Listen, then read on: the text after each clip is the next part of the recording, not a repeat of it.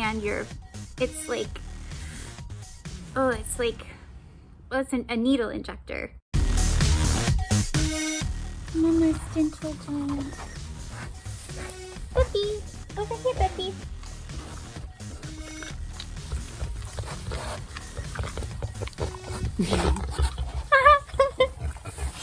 Welcome back to my channel. Today I want to talk about something a little bit different. Rather than doing research this past week, I kind of wanted to tell my personal story or share my personal experiences as a mortuary assistant. Also, like and subscribe, and next week maybe I'll tell you why I have no teeth.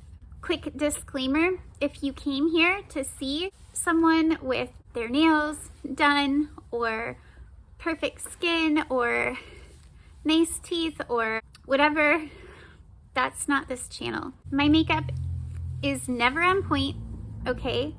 I know that to some of you, my voice might sound like nails on a chalkboard. Why do I have tattoos on my face? Literally, I've heard it all. I don't need that negativity in my life, so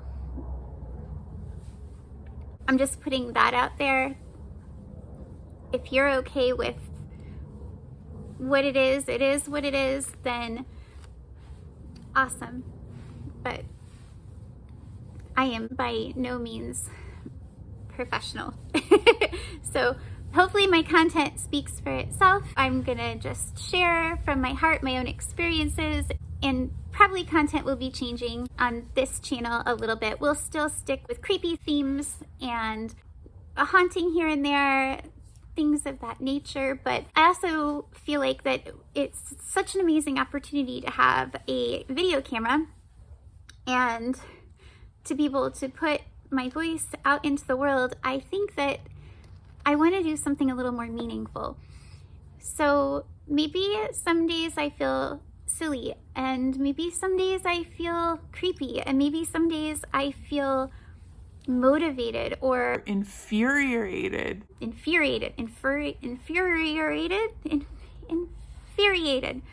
by things that are happening in the world or things that aren't happening in the world. And I feel like it's so important. Each of us have our own personal perspective on life, and each one of us within that perspective has something to offer.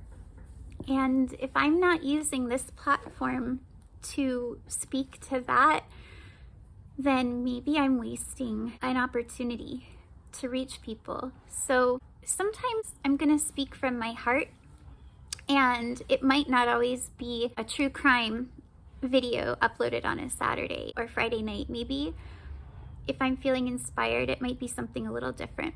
Today, I will be starting a little bit differently, whereas I didn't do any research for this video like I did with the other videos. This is my personal experience that I will share with you as a morgue assistant and working in a funeral home. My responsibilities working in the funeral home were all over the place. However, my favorite responsibilities were in the morgue. We're working in the morgue. Did I say that right? Did that come out right? I don't know. Yeah. So I will just get into it. Here is my experience working as a mortuary assistant. Getting into the funeral business was actually a lot cooler than I thought it was going to be. I knew it was going to be cool because, as I said before, I'm not ashamed to admit that I have a morbid curiosity with life and death. When I got the job, my boss, he wasn't sure what to think of me. I have a great relationship with my previous boss and their family and the funeral home. I don't work there anymore, but I go back once a year in January and we get together. That's probably a whole nother video. But anyway, we're really close, and I appreciate them giving me the opportunity to work with the dead, because that's precious. It's really precious. And so me looking the way I look Though I don't think I had as many facial tattoos, I still had tattoos. I'm just so grateful that these people, these professionals, were able to look past any bias or stereotype and entrust me with this job, and it changed my life, and I'm so happy I was able to do this. It definitely isn't for everyone, and that's okay. I was able to immediately start witnessing the embalming process upon receiving the job. My boss wanted me to be able to see what was going on, what the job really entailed, the nitty-gritty, before wasting any time training me. Because a lot of people, they think that this is what they want to do, and then when they get into the morgue, it's a different story. And that's not wrong. It's just, it's not a job that everyone can do, and I have a lot of respect for people who take care of our loved ones when they pass away. It's not easy. In this video, I'm not going to go into all of my personal experiences on the job. I'm more just going to talk about the embalming process, what happens to the body depending on the shape of the body, not the shape of the body, but what kind of condition the body is in.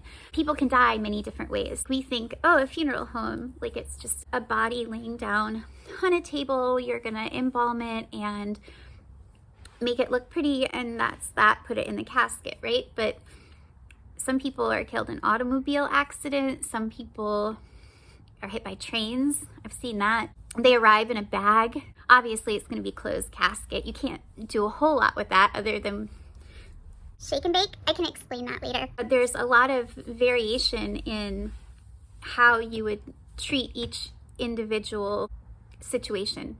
I am going to talk about how to embalm a person who has been autopsied first, because I find that the most interesting.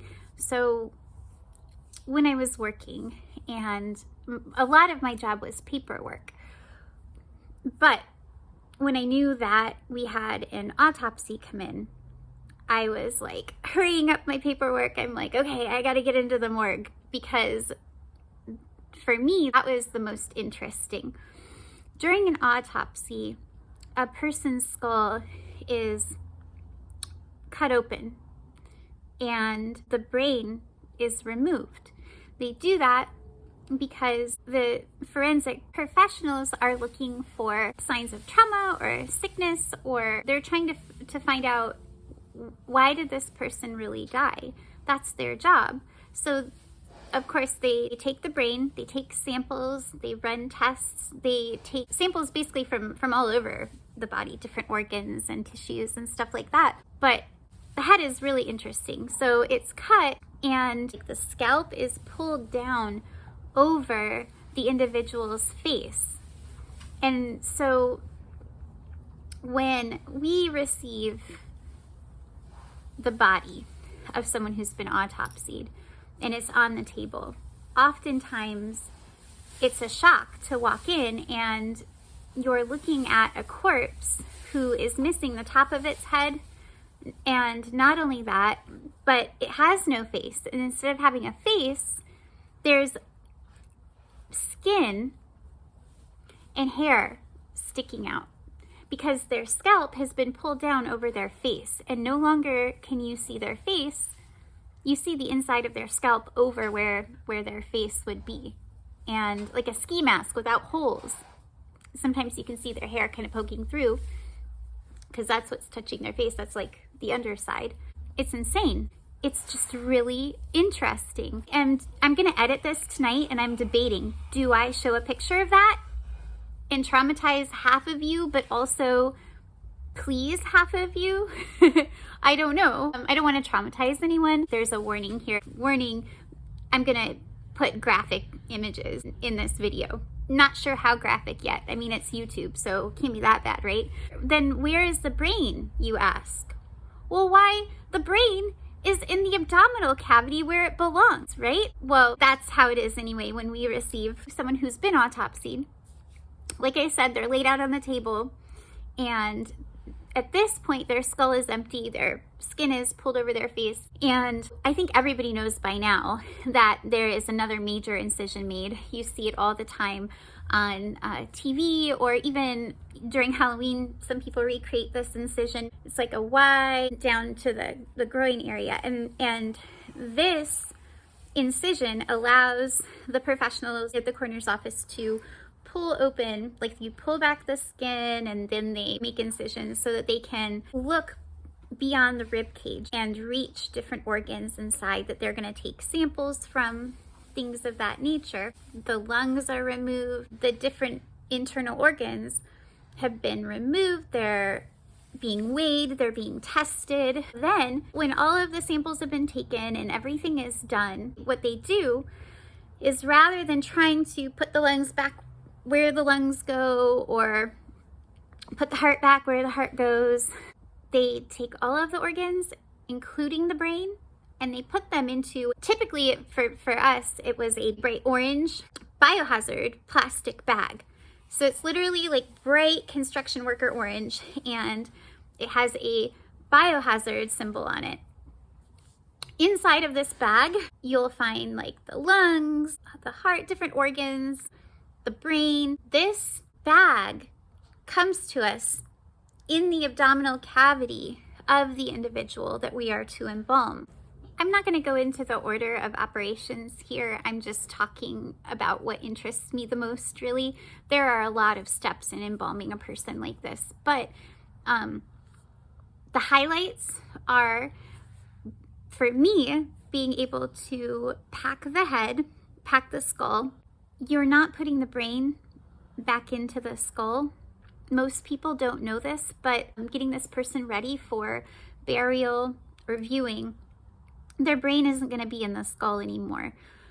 This is because it would leak, it would cause leakage, and that would be a problem for most people in that during a service, you don't want brain leakage on the pillow while people are trying to view, and it would kind of get stinky. So honestly, that's not something that really bothers me. I'm more of a green burial girl. But right now, what we're in our culture, which I think needs to change a little bit more towards accepting death and looking at green burial. We'll talk about that in another video. A lot of people aren't ready for all of that. So you don't want brain leakage. We're not going to sew the skull back together. I don't even know how that would work. It wouldn't work, I don't think. You'd have to like staple it or some shit. I don't know. But we just sew the scalp back together after it's been packed. The brain is then put into the biohazard bag with the rest of the abdominal cavity organs.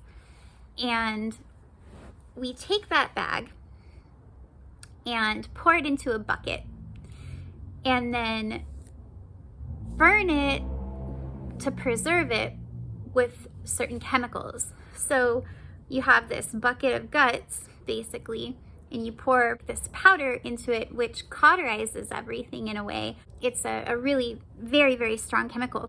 Then you kind of wait a while, put the guts and brain back into the biohazard bag, and then you put that back into the abdominal cavity. Eventually, just like you sutured the scalp back together, you suture the abdomen back together.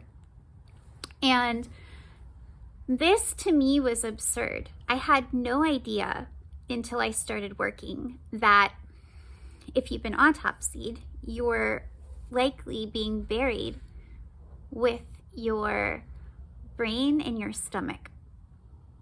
Not only that, but you're being buried with your insides in a plastic bag, in a plastic biohazard bag. It's not pretty, and it's not biodegradable, and it's being sewed up inside of you. I think people should know that. I think that oftentimes an autopsy can be optional for a lot of people. Sometimes, though, it is standard procedure. Oftentimes car accidents or suicides, homicides, things of that nature, there's going to be an autopsy done. But I think it's important to let people know right off the bat, like, that this is happening. I wonder if there's a way that we could change that. I think that it would make a lot of people uncomfortable to know that there's that bag inside of them. Maybe we could make it biodegradable. Maybe we could make it out of something other than plastic. Anyway, that's another topic. That to me is interesting. Sewing up someone who's been autopsied, who's had their brain removed, who's had their guts, you know, taken out and just like juggled around and thrown into a bucket and then put back inside of them. That's pretty interesting stuff. Yeah, I'm really happy that I was able to have, you know, those experiences in my life. I will talk a little bit now about just like an average embalming, and then I'll get to what you would do if someone is like just kind of turned into a pancake, like hit by a train. Or we had someone who was found, like they were missing for a long time, and I think it was like a year, and eventually someone had found one of this dude's body parts, and it was identified, and that was taken to the coroner's office. And I think it took a couple weeks, but they found like more of this dude's body parts. And eventually our funeral home, after the coroner's office was done with the body parts, like mostly bone at this point, we received the bag. And it's just like a bag of like just random part, bones, stuff like that. Anyway, that's kind of atypical. But for a typical, like someone that we would get from a nursing home per se, I'll get into that. The first thing we would do is try to set their features and position the person how we would want them to be presented. So you just kind of like try to rub out the rigor, because like after rigor, people are kind of in weird positions. It's not too difficult to move them. You just have to kind of like rub the muscles and position their hands on their abdomen and things of that nature. So once you've done that, you're going to look at particularly the face. Oftentimes people die and their eyes are open.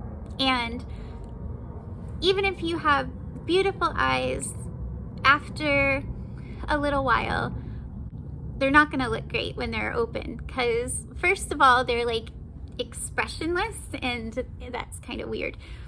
But also because of lack of circulation, they become very, very cloudy, and that can be kind of upsetting to family members. So closing the eyes, you would think you could, you know, it's just close the eyes, but it's not really that easy. They kind of want to pop back open.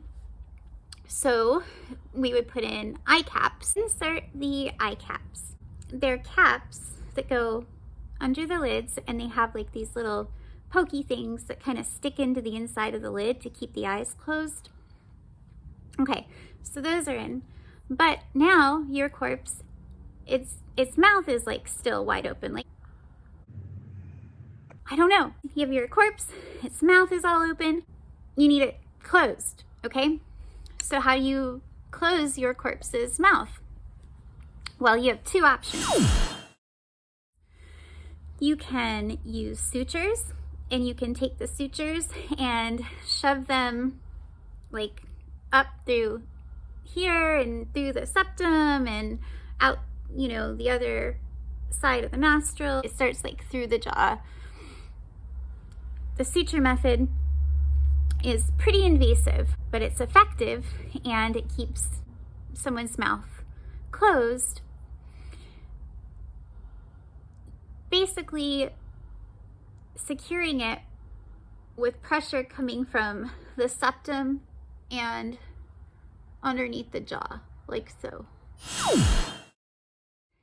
The other way is with a needle injector, and you just like inject it into the jaw and the mouth area, and then you are basically going to wire the jaw closed. So the jaw is being wired. The top jaw and the bottom jaw are going to be wired closed, and that is the needle injector method.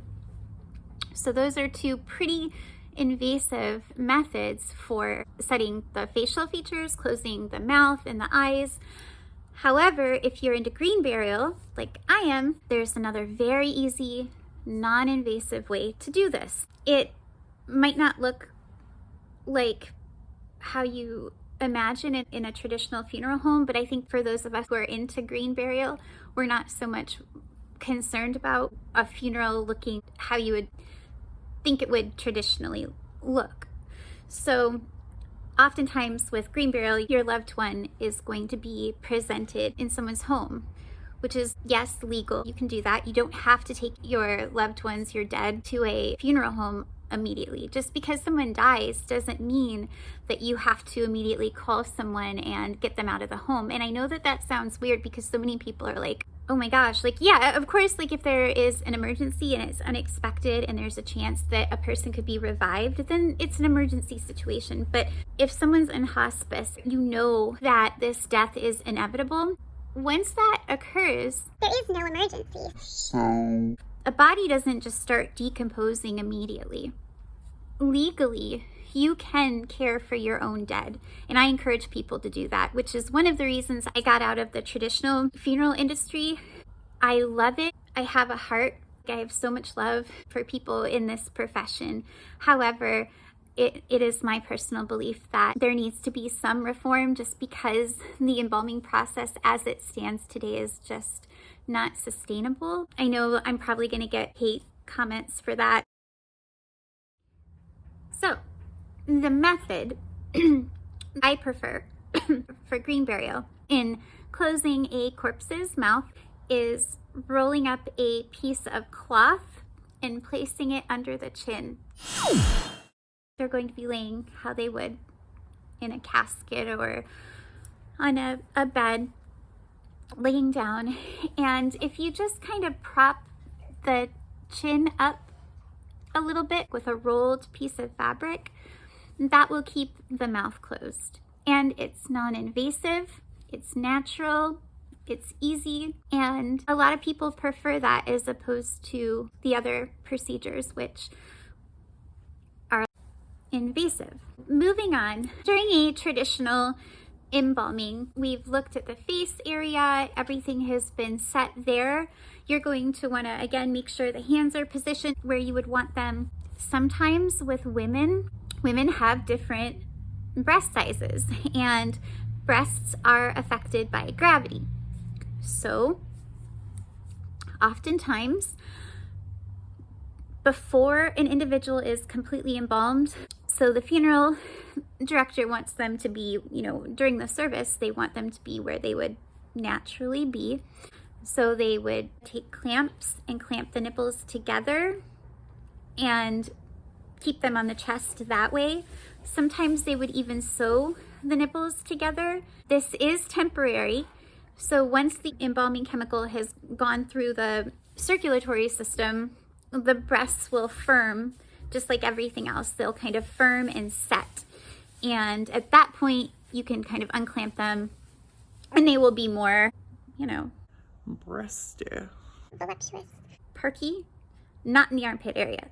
Okay, so again, I'm for natural burial, let the breasts fall where they may kind of person. But my experience was in a traditional funeral home. We are going to now cut like a bra line kind of incision, incise the clavicle area, looking for the carotid artery and the jugular vein. That's going to be your port for most people.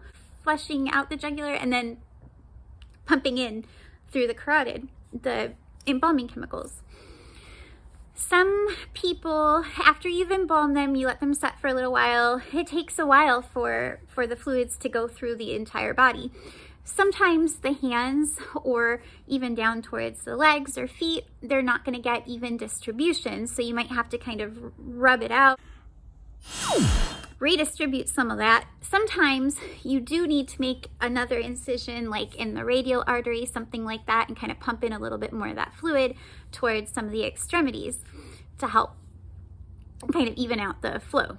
And my favorite part, I've said green burial like so many times, and maybe some people don't even know what that is. I'll make another video on that very, very soon. It's probably a good thing that I'm not using the trocar anymore because it shouldn't be enjoyable. But I'm not gonna lie to you, it's somewhat cathartic. Probably I'm gonna get hate comments again.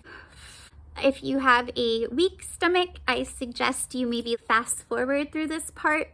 It's not for everyone. So, you have started the embalming process. However, there is so much fluid in the abdominal cavity of an individual, not an individual who's been autopsied. We covered that. In people who haven't been autopsied, they have their bladder, you have the heart, you have lungs, everything that is inside your abdominal cavity. All of those organs contain fluid, intestines, stomach especially. And if you don't get that fluid out, it will start to decompose very quickly. Not immediately, but in the funeral business, sometimes we don't have your funeral for a week. You want to make sure that you don't have, of course we have freezers and things like that, but to prevent any fluid leakage, they're going to want to try to get out as much fluid from the abdominal cavity as possible. This is where the trocar comes in. The trocar, it's a stabby. It's like this long. I'm not good at like measuring at number stuff, but maybe it's like a foot long, maybe half an inch or an inch in diameter. We would take the trocar, find the individual's navel, put 2 fingers to the side of the navel and 2 fingers up. And at that point, that's where you're going to insert the needle. You have to really use some force because you want to get deep into the abdominal cavity. And at that point, your job is to get that in there and puncture every internal organ that that person has and release as much fluid from each organ as possible. Basically, the way that I was taught, just kind of like, you get it in there, And you just kind of, you're taught kind of where the different organs are, and you just go at it. I feel like you're like mutilating the organs, trying to like really puncture them as many times as possible. And while you are puncturing each organ repeatedly, any fluid, blood or water or whatever kind of fluid is being stored there is being suctioned up. But not only that, pieces of the organs themselves are being suctioned through that tube into the drain. You're going to go up and you're getting the lungs, you're getting the heart, you're getting the spleen, you're getting the stomach, the intestines, kind of moving around and getting into the bladder and bowel area, trying to get as much out as you can. That's the trocar. It really is, I can't explain it. It's just, you're getting to work, you're doing some paperwork and drinking your coffee, and someone's like, hey, we need you in the morgue. It's a really cool job. It's cool. I never want to waste my time doing something that I don't want to do. I've lost so many people that I love. I realized at a really young age that life is short. No amount of money is worth your time if you're not enjoying that time. Sometimes we'll have a body arrive that has already decomposed.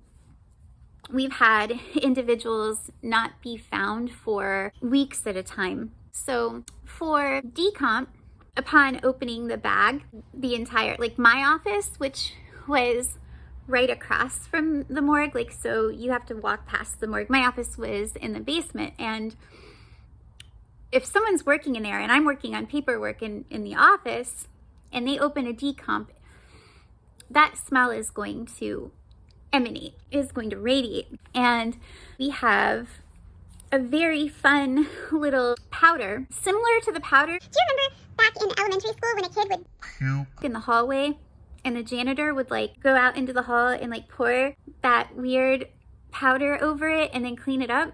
The powder smelled good. It's like that. It's maybe a sawdust type powder thing. It typically smells like cherries. We would have that and open the bag, shake, shake, shake, shake, shake, shake that on the body, and it really helps with the smell. Those decomps are a lot harder, and oftentimes they're not going to opt for an open casket anyway. So really just getting the smell under control and getting the leakage under control is the goal for those situations.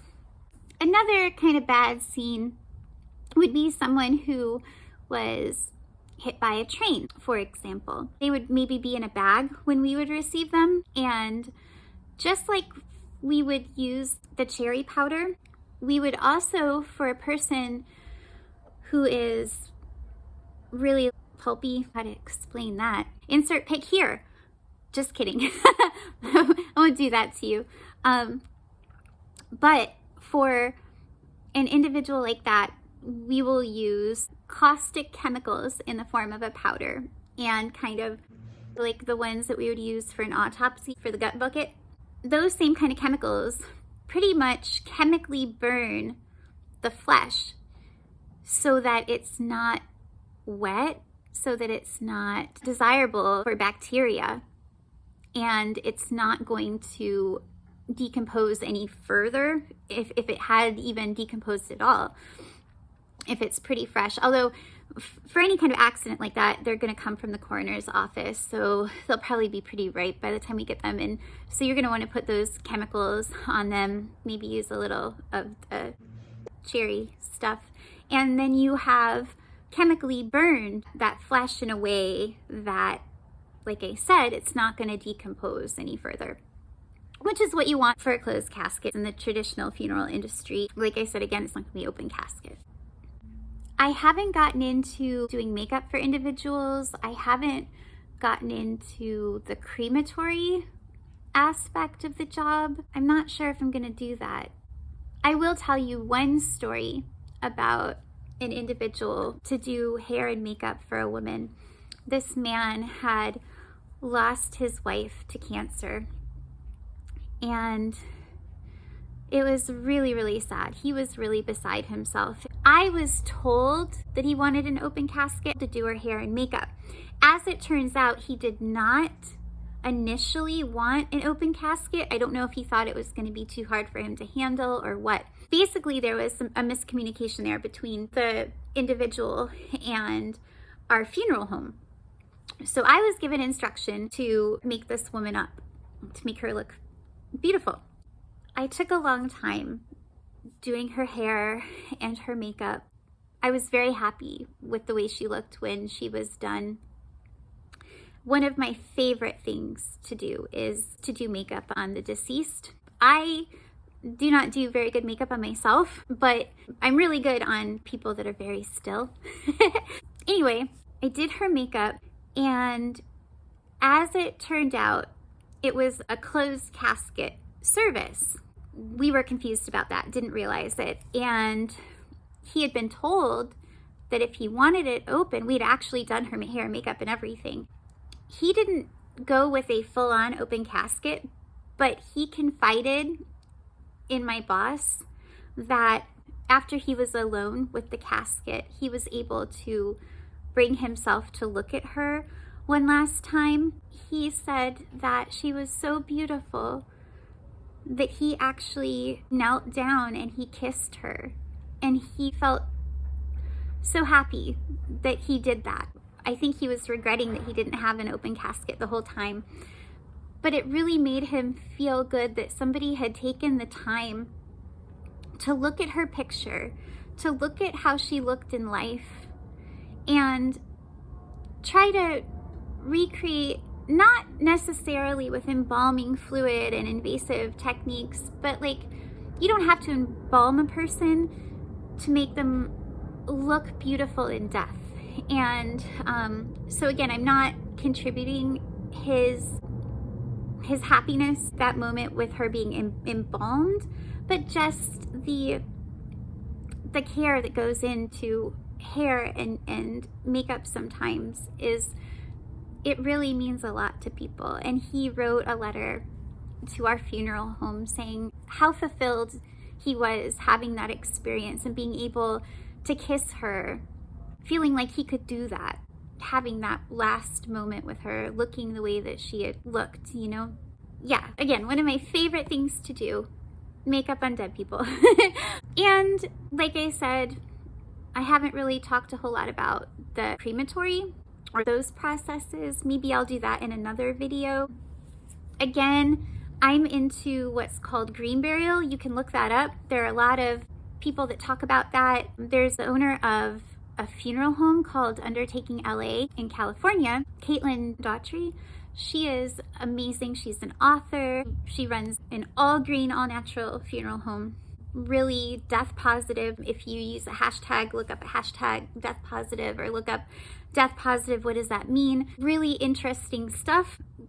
Lots of resources on green burial. It's what I'm into. I'm not really into embalming. You can recreate an experience like what I was just talking about with someone, even if they haven't been embalmed. You can still adorn someone. You can still apply makeup.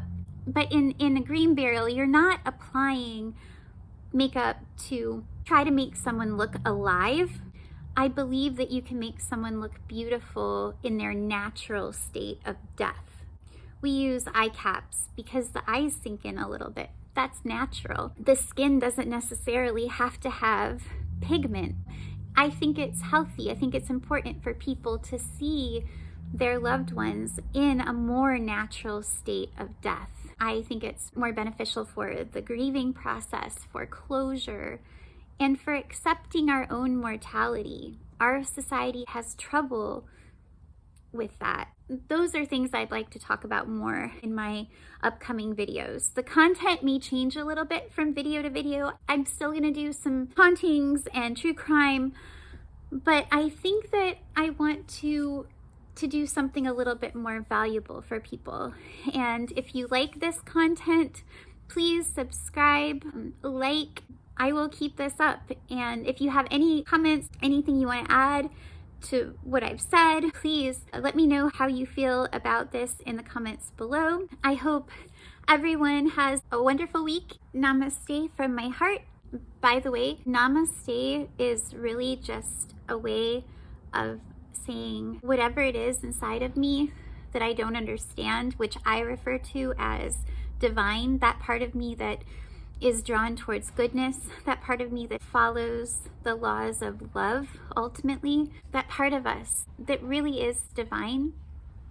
It's like saying that part of me recognizes that part of you. Through all of our bullshit, which we all have, there's still a deep down beautiful part of everyone. And when you say namaste, you are recognizing that not only in yourself, but in other people. If it's said sincerely, it's really a beautiful thing. Blessings to everyone. Have a beautiful week.